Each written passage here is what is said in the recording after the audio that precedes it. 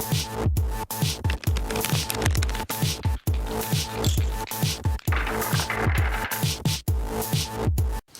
everybody, it's Undead Viking here with another video review. It is Kickstarter review preview time again, and the game in question is Monolith, the strategy game. I can only assume they had to add the strategy game because there's an older game called Monolith out there. It seems a little wordy to me, but regardless, whatever. I'm going to refer to it as Monolith. So, Monolith is kind of neat in the fact that I've done a review for this game before, but it isn't this game. And what do you mean, Undead Viking? Well, a while back, in review number 99.5 in my series, because I was working up to number 100, I did a review for a game called Order of Professional Sorcerers. And there was a game of dice and cards, and it was right up my alley. It was the type of game that I enjoy.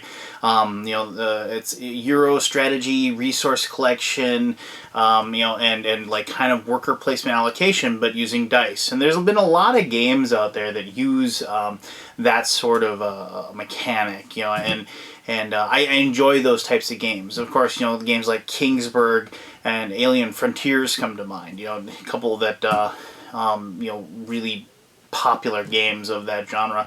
But there's also games like Alia Iacta S and even To Court the King come to mind. Games that function primarily on the dice rolls, and then how you're able to affect those dice rolls and what those dice rolls can get you. And you have to make good choices as far as how your dice are going to work for you. But I did a review for that. It was a Kickstarter game, and unfortunately, the game didn't get funded. And I don't remember where it ended up or what have you. But the really cool thing about it, I mean, not that it didn't get funded, but the one thing about the game that seemed kind of wonky to me was the fact that it had kind of a weird theme to it. It was the theme of Oops, Order of Professional Sorcerers, was that it was kind of like a Harry Potter world type of thing where everybody was magical. Everybody was a wizard or a witch or whatever, and or a sorcerer, and they would go play this game using their magical powers, and like it was kind of like basketball. It was like an intramural type thing, or basically, it's something you had a real job, you were a fireman or whatever, and then, but you would go to, after work, you'd go to a gym and you'd play this game. And then that was the theme. And it was kind of neat, but it just, it seemed kind of underdeveloped, and also, I think the theme just kind of, it didn't really snag people. It felt a little pasted on, if you will, or what have you, but, and so after it didn't work out, the design, they asked me to review, and they said the design of the game was going to revamp the game and maybe play with it a little bit and alter the game slightly. And when they re-released it, they asked me if I'd do another review, and I said, yeah, sure. I really enjoyed the first game, and like whatever you come up with, I'll give it a shot and I'll tell you what I think. So the game is Monolith. Now, once again, the theme is a little ambiguous, and I think that'll be more finalized in the final creation of the game. The idea of Monolith, in my estimation, and I've talked to the designer about this as well, and he says I'm kind of on the right path, is that each one of the players is, kind of like a druid or a wizard, and it's like, one of those, it's the night of, it's like Stonehenge, if you will, a setting of stones, and it's like that one night a year where the magic is strongest, and the most powerful wizards gather, and they try to use the magics of the stones, of the monoliths, to, further their own power and become like the most powerful wizard or something like that. And I think that's kind of like where they're going with it. But, as I'm going to show you how to play the game, it is, once again, a theme that is maybe not, really substantial, if you will. I mean, you could change the theme up and be anything you wanted, really. But I hope to show you that the gameplay. The game is fun and it's interactive, and there's a lot of variation. And so it's one of those games that, because of the fact that there's several different things going on as far as the different cards that you're able to implement, it's going to change a lot during the game. So, I've kind of given you a little bit of a headway into the gameplay, but I'm going to show you how to play the game, as I always do. And then I'm going to tell you exactly what I think of Monolith. Alright, so...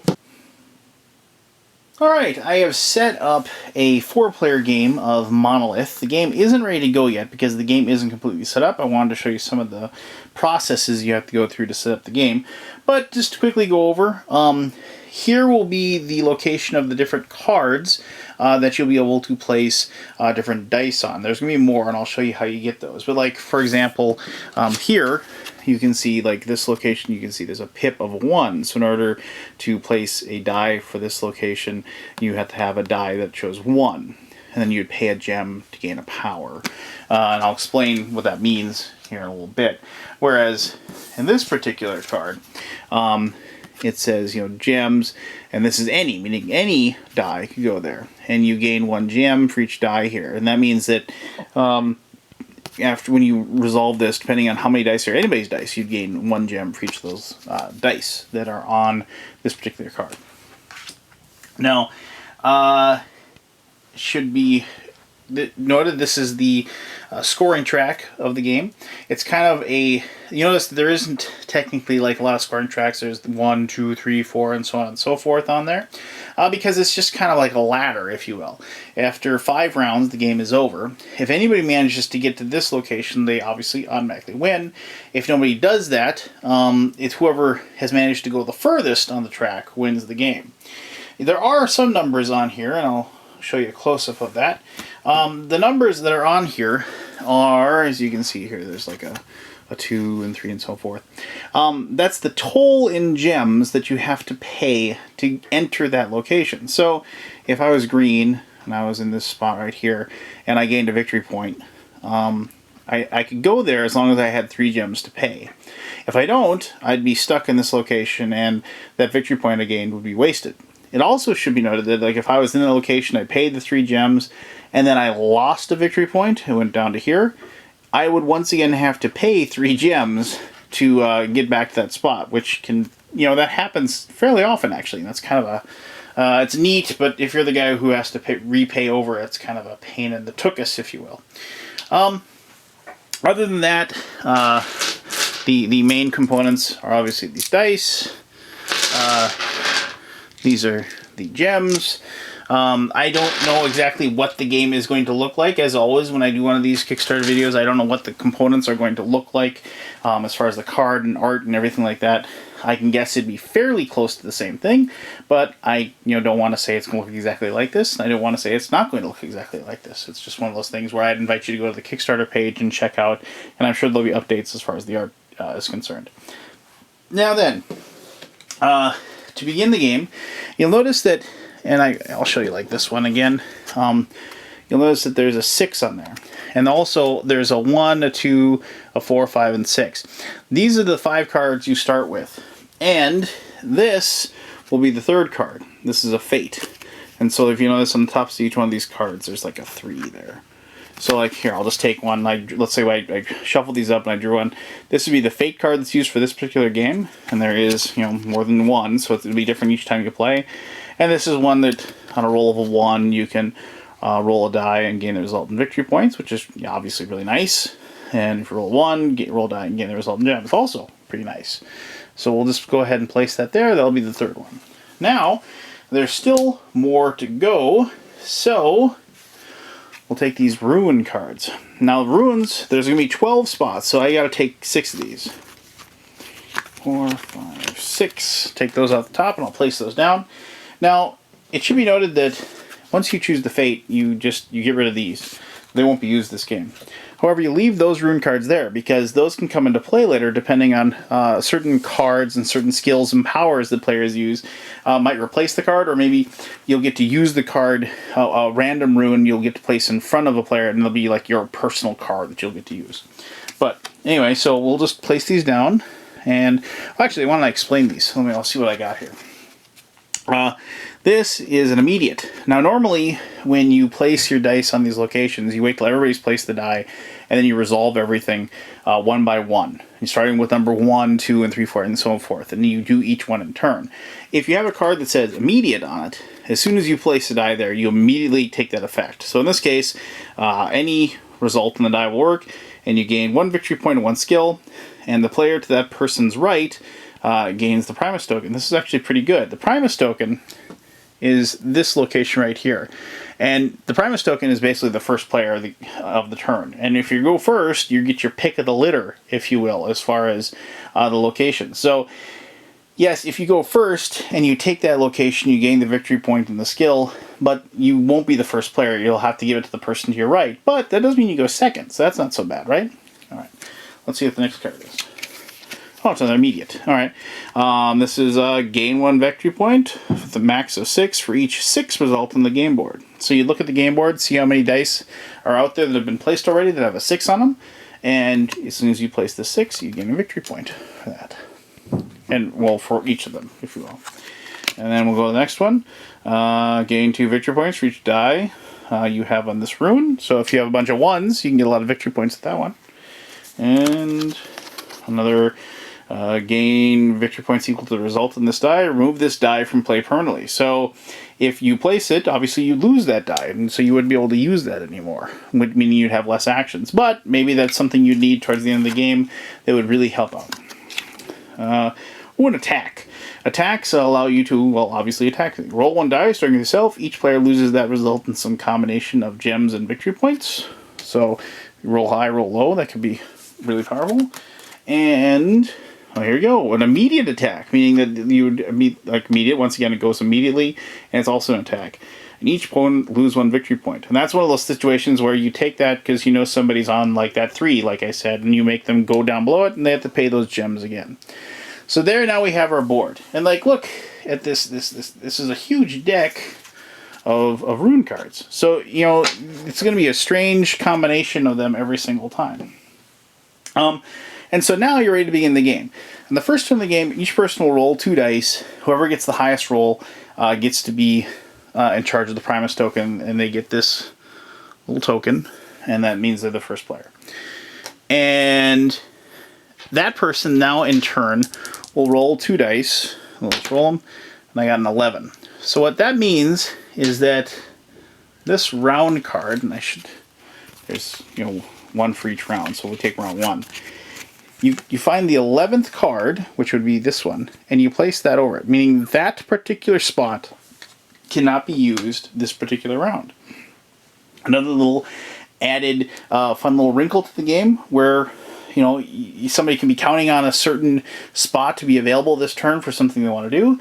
If the luck of the dice happen to come up that you don't get to use that spot, then, you know, it's just bucked. Now, obviously, when round 2 comes, you'll roll those dice again. Whoever has the Primus token, you'll determine where the next round card is placed over, and you remove that one, of course, so that frees that up. Now, it's just like any other game. If you've ever played a kind of dice allocation, dice placement game, you start off with 3 dice. Each person will roll them.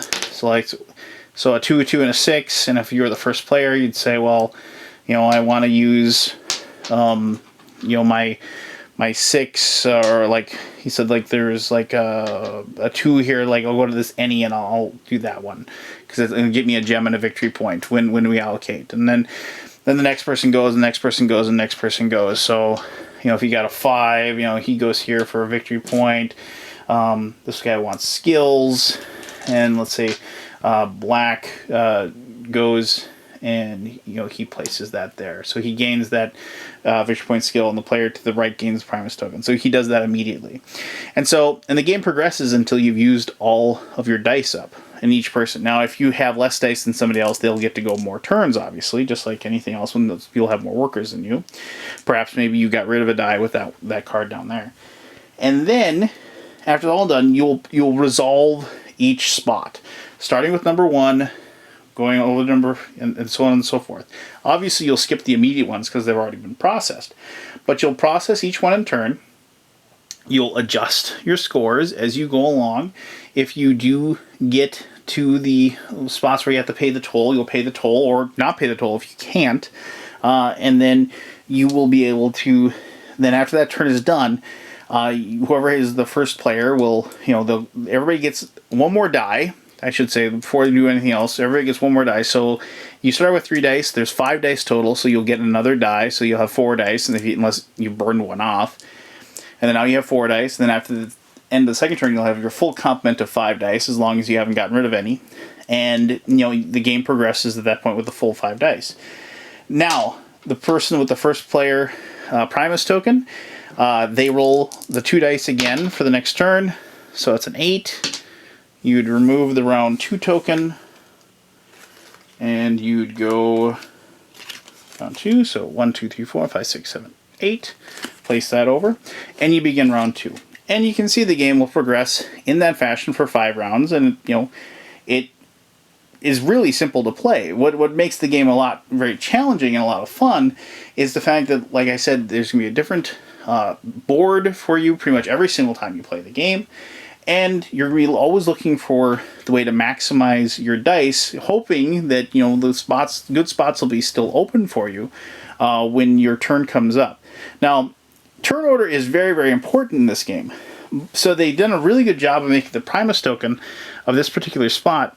To get that particular token it's the highest total the highest total gains the Primus token of any of these dice. So you could place a die on every single one of these locations. You could place a couple of 6s on there, basically preventing, or a 6 and a 1, basically preventing anybody else from beating you. And so you can make sure that you get to be the first player.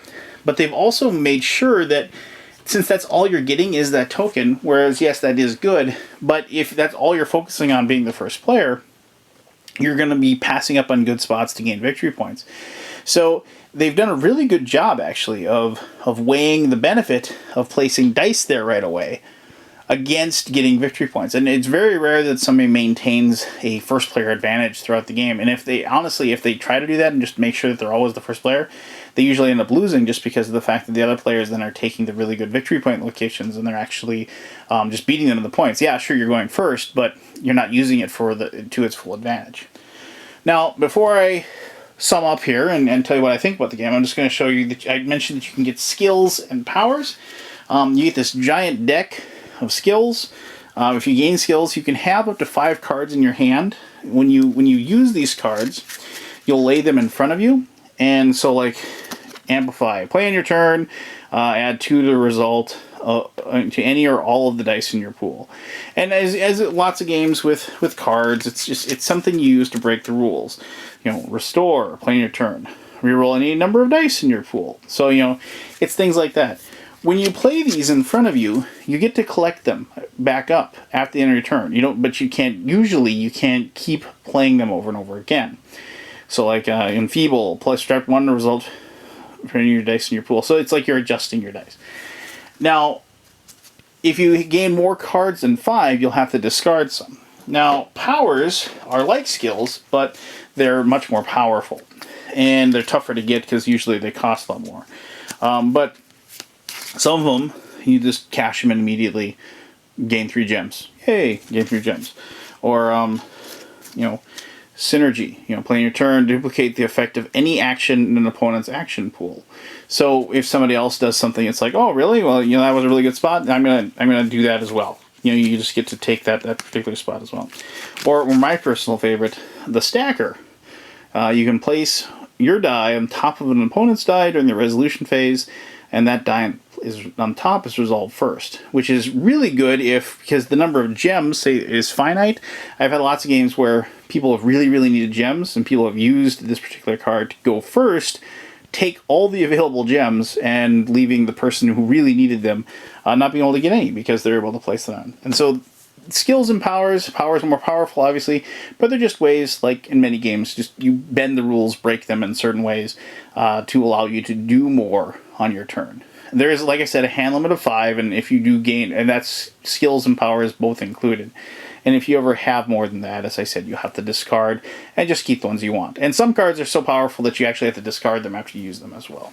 But You should have a really good idea of how to play. As I said, the game goes on for 5 turns. After 5 turns, whoever's in the lead wins, or, as I said, if somebody manages to get to the victory spot, which I've never done in any of my games that I've played, but I'm sure it's possible.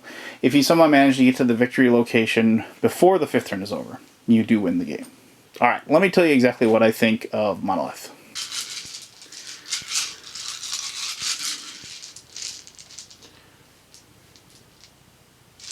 You know, I've always dug these gem-like diamond things that are used in countless games as far as, you know, as far as the pieces go. And I mean, these are just kind of cool looking. I mean, and I don't know exactly what they're going to look like in the finalized version of the game, but I've always liked these. They're just kind of neat. But, yeah, anyway. Alright, so there. You know how to play Monolith. Alright, well, you know, what'd you think? You know, I guess it's pretty straightforward, and I like that about the game. It doesn't really try to have a lot of, you know, ambiguity in the rules. You know, you know, roll the dice, slap them down, you know, and try to, you know, make the best of what you get, you know, when you roll those dice. And I've always liked that about dice games. And the reason why, you know, well, there's many reasons why. I mean, I just like rolling dice. I mean, rolling dice is fun. You know, the clatter of the dice, you know, the unexpected randomness of it and stuff like that. But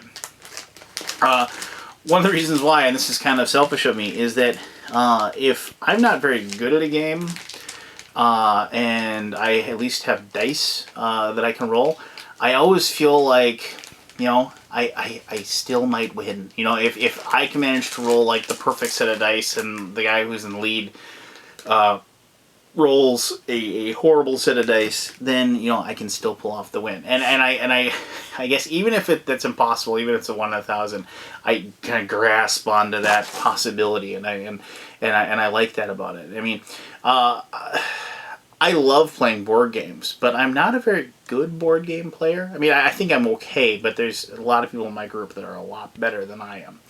So, you know, as far as that, though, I mean, you know, that can be applied to any game with dice. You know, with dice, the mechanic, Alien, Frontiers, Kingsburg, like I mentioned in the preview here before I told you how to play the game.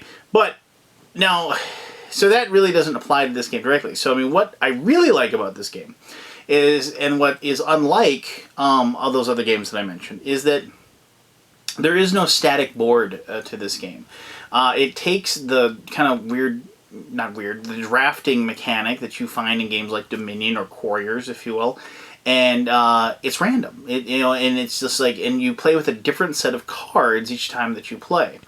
And because of that, because of the fact that you can't always count on certain abilities being available to you, you can't just rely on a certain strategy. Now, is it the most in-depth game ever? Well, no, I'm not going to say that. And you know, but I would also say that the first time you know, you played Dominion, if you will, the base set, I mean, that wasn't really all that in-depth and difficult either. And where I'm kind of going with this is that I can totally see decks of cards coming out for Monolith later that are going to add to the complexity of the game, add new wrinkles, add new changes, much like other games do with other expansions. And they just have, but this has a really good base to build off of. And you know, and not only is it a really good base to build off of, it's just a lot of fun. I've had numerous games. Innumerable. That's what I was going for. I've had innumerable games of this with my friends that have come down to a single die roll at the end of the game. And I remember the last time I played this, I had to absolutely positively roll a 2. You know, it was one of those situations where if I rolled a 2, I was going to win the game. If I didn't roll a 2, I was going to, and I got a 2. It was like, and so it was just like the entire table staring, yeah. 2! I win! Now, I realize that going to be some of you out there saying, well, that stinks. That's horrible. And then this game isn't for you. You know, it's got a fair amount of randomness. It's got a fair amount of luck to it.